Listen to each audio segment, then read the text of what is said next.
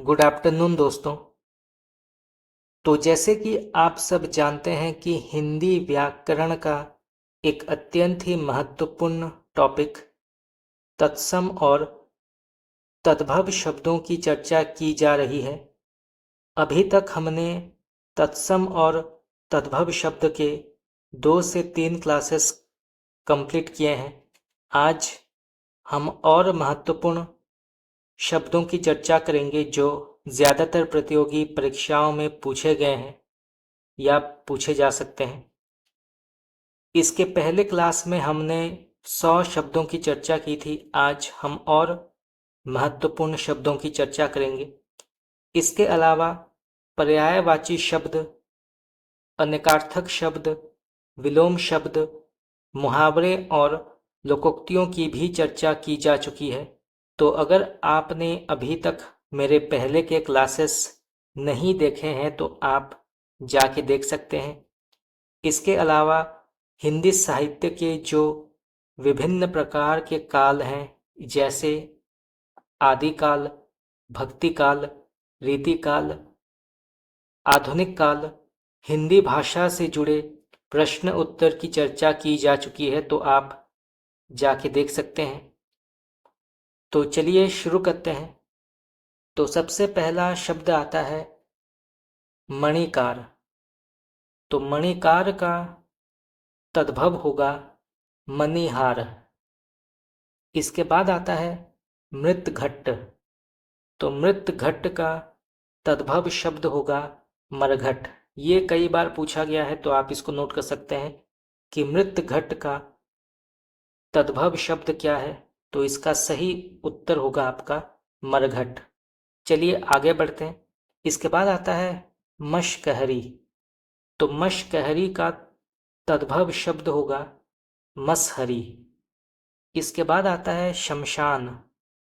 तो शमशान का तद्भव होगा मसान। ये भी कई बार पूछा गया है, तो आप इसको नोट कर सकते हैं। चलिए आगे बढ़ते हैं। इसके बाद आता है मरीच। तो मरीच का तद्भव शब्द होगा मिर्च। इसके बाद आता है शमश्रु। तो शमश्रु का तद्भव होगा मूछ। इसके बाद आता है रज्जू। तो रज्जू का तद्भव होगा रस्सी। इसके बाद आता है राजपुत्र। तो राजपुत्र का तद्भव होगा राजपूत। ये भी कई बार पूछा गया है, तो आप इसको नोट कर सकते हैं कि राजपुत्र का तद्भव शब्द क्या है। तो इसका सही उत्तर होगा आपका राजपूत। चलिए आगे बढ़ते हैं। इसके बाद आता है राशि। तो राशि का तद्भव होगा रास। रास का तात्पर्य है अनाज का ढेर। चलिए आगे बढ़ते हैं। इसके बाद आता है रात्रि। तो रात्रि का तद्भव होगा रात। इसके बाद आता है रक्षा। तो रक्षा का तद्भव होगा राखी। इसके बाद आता है रागी। तो रागी का तद्भव शब्द होगा रानी। इसके बाद आता है रिक्त। तो रिक्त का तद्भव शब्द होगा रीता। इसके बाद आता है ऋक्ष। तो ऋक्ष का तद्भव शब्द होगा रीछ। तो ऋक्ष का तद्भव होगा रीछ। तो आप इसको नोट कर सकते हैं। ये थोड़ा सा कठिन शब्द है, तो परीक्षा में आ सकता है। चलिए आगे बढ़ते हैं। इसके बाद आता है रुदन। तो रुदन का तद्भव शब्द होगा रोना। इसके बाद आता है लक्ष्मण। तो लक्ष्मण का तद्भव शब्द होगा लखन। ये भी कई बार पूछा गया है, तो आप इसको नोट कर सकते हैं। चलिए आगे बढ़ते हैं। इसके बाद आता है लक्षण। तो लक्षण का तद्भव शब्द होगा लच्छन। इसके बाद आता है लज्जा। ये कई बार पूछा गया है विभिन्न प्रकार के प्रतियोगी परीक्षाओं में, तो आप इसको नोट कर सकते हैं कि लज्जा का तद्भव शब्द क्या है। तो इसका सही उत्तर होगा आपका लाज। इसके बाद आता है लक्ष्य, तो लक्ष्य का तद्भव शब्द होगा लाख। इसके बाद आता है लौह, तो लौह का तद्भव होगा लोहा। इसके बाद आता है लवंग, तो लवंग का तद्भव शब्द होगा लौंग। इसके बाद आता है लौहकार, तो लौहकार का तद्भव शब्द होगा लुहार। ये भी कई बार पूछा गया है कि लौहकार का तद्भव क्या है, तो इसका सही उत्तर होगा आपका लुहार। तो आप इसको नोट कर सकते हैं, ये परीक्षा में आ सकता है। चलिए आगे बढ़ते हैं। इसके बाद आता है लोमशा, तो लोमशा का तद्भव शब्द होगा लोमड़ी, तो लोमशा का होगा लोमड़ी। इसके बाद आता है लवण, ये भी कई बार पूछा गया है, तो लवण का तद्भव शब्द होगा लौण। इसके बाद आता है लवणता, तो लवणता का तद्भव शब्द होगा लुनाई। इसके बाद आता है लेपन, तो लेपन का तद्भव होगा लीपना। इसके बाद आता है शक्करा, तो शक्करा का तद्भव शब्द होगा शक्कर। ये भी कई बार पूछा गया है कि शक्करा का तद्भव शब्द क्या है, तो इसका सही उत्तर होगा आपका शक्कर। तो आप इसको नोट कर सकते हैं, ये परीक्षा में आ सकता है। चलिए आगे बढ़ते हैं।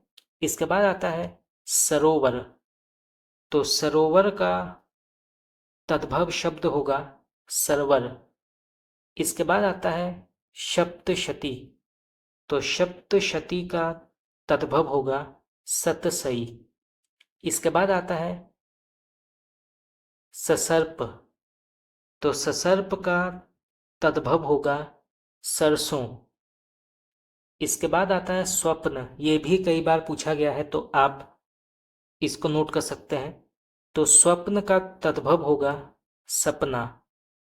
इसके बाद आता है साक्षी, तो साक्षी का तद्भव होगा साखी।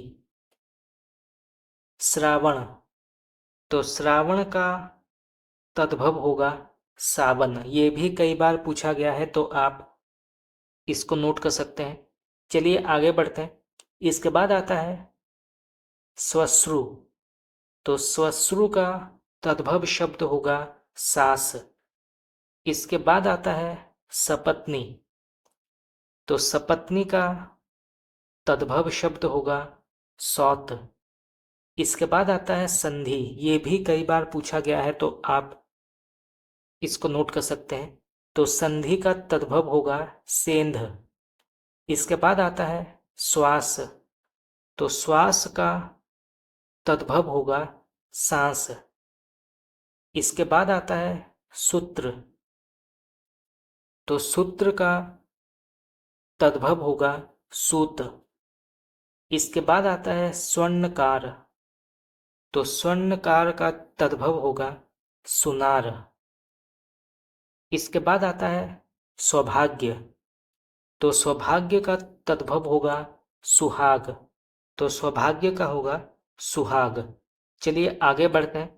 इसके बाद आता है सूकर, तो सूकर का तद्भव होगा सुअर।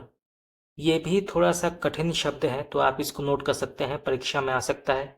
चलिए आगे बढ़ते हैं। इसके बाद आता है सत्य, तो सत्य का तद्भव होगा सच। इसके बाद आता है शाख, तो शाख का तद्भव होगा साग। चलिए आगे बढ़ते हैं। इसके बाद आता है स्वसुर, ये कई बार पूछा गया है विभिन्न प्रकार की परीक्षाओं में कि स्वसुर का तद्भव शब्द क्या है, तो इसका सही उत्तर होगा आपका ससुर। तो आप इसको नोट कर सकते हैं, परीक्षा में आ सकता है। चलिए आगे बढ़ते हैं। इसके बाद आता है शाप, तो शाप का तद्भव होगा श्राप या सराप, दोनों सही हैं। अगर परीक्षा में सराप आता है तो आप उसको टिक कर सकते हैं, और अगर श्राप आता है तो आप उसको टिक कर सकते हैं। चलिए आगे बढ़ते हैं। इसके बाद आता है स्वजन, तो स्वजन का तद्भव होगा सजन या साजन, दोनों सही हैं। दोनों में से कोई एक परीक्षा में आएगा, तो आप दोनों को नोट कर सकते हैं। चलिए आगे बढ़ते हैं। इसके बाद आता है शैया। तो शैया का तद्भव होगा सेज। इसके बाद आता है श्यामल। तो श्यामल का तद्भव शब्द होगा सांवला। इसके बाद आता है शुष्क। तो शुष्क का तद्भव होगा सूखा। ये भी थोड़ा सा कठिन शब्द है, तो आप इसको नोट कर सकते हैं, परीक्षा में आ सकता है। चलिए आगे बढ़ते हैं। इसके बाद आता है शुंड। तो शुंड का तद्भव होगा सूंड। इसके बाद आता है सूर्य। तो सूर्य का तद्भव होगा सूरज। इसके बाद आता है श्याली। तो श्याली का तद्भव होगा साली। इसके बाद आता है श्रेष्ठी। तो श्रेष्ठी का तद्भव होगा सेठ। इसके बाद आता है सुक। तो सुक का तद्भव होगा सुआ। तो सुख का होगा सुआ। इसके बाद आता है शून्य। तो शून्य का तद्भव होगा सुना। इसके बाद आता है श्रृंग। तो श्रृंग का तद्भव होगा सिंह। इसके बाद आता है श्रृंगार। ये कई बार पूछा गया है कि श्रृंगार का तद्भव शब्द क्या है, तो इसका सही उत्तर होगा आपका सिंगार। इसके बाद आता है शिक्षा। तो शिक्षा का तद्भव शब्द होगा सीख। इसके बाद आता है हस्तिनी। तो हस्तिनी का तद्भव शब्द होगा हथिनी या हथिनी। तो हथनी या हथिनी दोनों सही हैं। अगर परीक्षा में दोनों में से कोई एक ऑप्शन आता है तो आप उसको टिक कर सकते हैं। चलिए आगे बढ़ते हैं। इसके बाद आता है हरित। तो हरित का तद्भव शब्द होगा हरा। इसके बाद आता है हरिद्रा। तो हरिद्रा का तद्भव शब्द होगा हल्दी। ये थोड़ा सा कठिन शब्द है, तो आप इसको नोट कर सकते हैं, ये परीक्षा में आ सकता है। चलिए आगे बढ़ते हैं। इसके बाद आता है हर्ष। तो हर्ष का तद्भव शब्द होगा हरख। इसके बाद आता है हट्ट। तो हट्ट का होगा हाट। इसके बाद आता है हिंदोला। तो हिंदोला का तद्भव शब्द होगा हिंडोरा या हिंडोला, दोनों सही हैं। अगर परीक्षा में हिंडोरा आता है तो आप उसको टिक कर सकते हैं, और अगर हिंडोला आता है तो आप उसको टिक कर सकते हैं। तो आप दोनों को नोट कर सकते हैं। चलिए आगे बढ़ते हैं। इसके बाद आता है होलिका। तो होलिका का तद्भव शब्द होगा होली। इसके बाद आता है हृदय। ये कई बार पूछा गया है कि हृदय का तद्भव शब्द क्या है, तो इसका सही उत्तर होगा आपका हीय। इसके बाद आता है हंडी। तो हंडी का तद्भव शब्द है हांडी। इसके बाद आता है हास्य। तो हास्य का होगा हंसी। इसके बाद आता है अस्थि। तो अस्थि का तद्भव होगा हड्डी। चलिए आगे बढ़ते हैं। इसके बाद आता है हस्ती। तो हस्ती का तद्भव होगा हाथी। इसके बाद आता है हरिण। तो हरिण का तद्भव होगा हिरन। इसके बाद आता है हीरक। तो हीरक का तद्भव होगा हीरा। इसके बाद आता है हस्त। तो हस्त का तद्भव होगा हाथ। इसके बाद आता है क्षार। तो क्षार का तद्भव होगा खार। क्षीर। तो क्षीर का होगा खीर। और अंत में आता है क्षेत्र। तो क्षेत्र का तद्भव होगा खेत। तो दोस्तों, इसी के साथ हमारा आज का क्लास यहाँ पे समाप्त हुआ। आज हमने तत्सम और तद्भव शब्द के 100 महत्वपूर्ण शब्दों की चर्चा की जो परीक्षाओं में पूछा जा सकता है।